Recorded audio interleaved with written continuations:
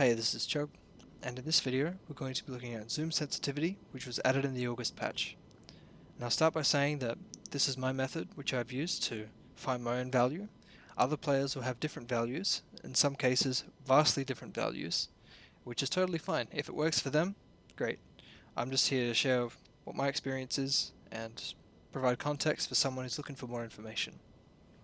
Okay, so what did I do? I looked through the map, searched through a map, to find a location that satisfied three criteria. I want 3 landmarks in very specific locations. So the first is where my crosshair will go.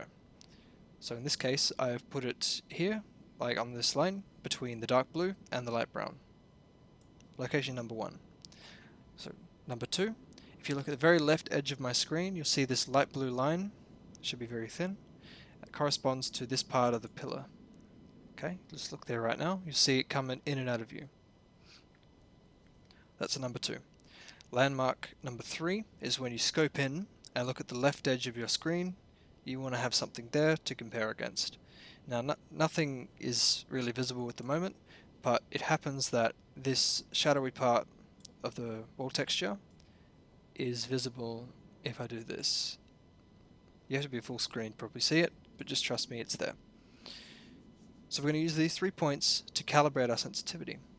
So we do this by beginning our mouse in the first position, moving it across to the second position, taking our offhand in this instance, I'm using my left hand, bringing my fingers to the mouse and the mouse pad, pressing down to mark the location.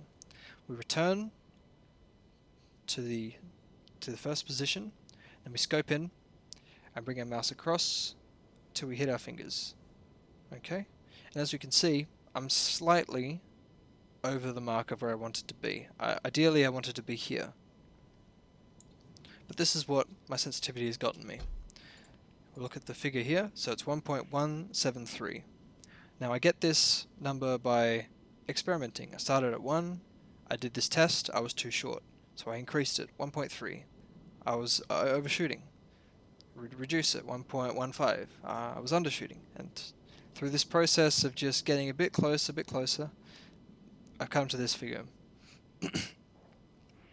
It's important to note that this figure, I don't know this for sure, but I would guess, highly depends on your aspect ratio, resolution, and your horizontal FOV, most of all. So if you happen to have these the same as mine, then yeah, you can just copy the value. Otherwise, I recommend you go through the process yourself, which is mouse here, bring it across to a landmark on your left, place some kind of marker on your pad, return, scope in, bring your mouse to the marker, and compare to the ideal location. Okay? What does this actually get you? So that's the process. What does this get you? So whether I'm scoped or unscoped, any distance that I can see on my monitor is the same mouse movement. Okay? So if I want to flick to rail, I can do it unscoped, and when I scope in, it's on a different position on my monitor.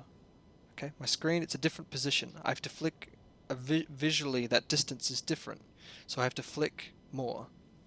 Okay? And that's what my sensitivity gets me. There's another player, Knight, you know, the notoriously low sensitivity player.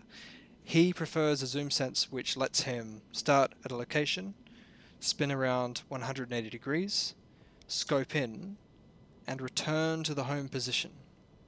Okay?